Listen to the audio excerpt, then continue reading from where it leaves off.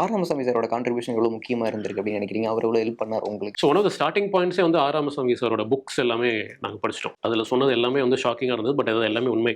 அதுக்கப்புறம் நான் அதை வச்சு ஒரு பேஸ் ஸ்கிரிப்ட் ஒன்று ரெடி பண்ணிட்டோம். அந்த ஸ்கிரிப்டை நிறையா ஒர்க் அவுட் பண்ணி நிறையா ரிவிஷன்ஸ், நிறையா டிராஃப்ட்ஸ் எடுத்துகிட்டு போய் அதுக்கப்புறம் அவரை காண்டாக்ட் பண்ணோம். ஓகே. அவர் வந்து நீங்கள் ஸ்கிரிப்ட் எடுத்துகிட்டு வாங்க, நான் படிக்கிறேன் அப்படின்னாரு. ஸோ நான் தான் போனேன் மதுரைக்கு.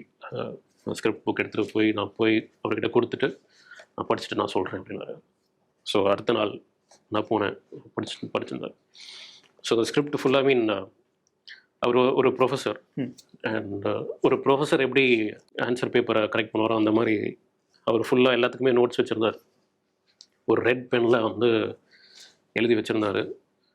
ஒரு 3 hours ஆல்மோஸ்ட் இப்படி சொன்னார், இது வந்து இப்படி நடந்துச்சு, அது அப்படி நடந்தது, நீங்கள் இதை காமிச்சிட்டு இதை காமிக்கலாம், அந்த மாதிரி நிறையா அவர் ஒரு ஆத்தென்டிசிட்டி ஒன்று கொடுத்தார் படத்துக்கு. என்னதான் அவரோட ரிசர்ச்லேருந்து தான் பேஸ் பண்ணி எழுதியிருந்தாலும் அவர் திருப்பியும் சொல்லும் போது திருப்பியும் அவர் ஒரு ஸ்டைலில் ஒரு பேசுவார்.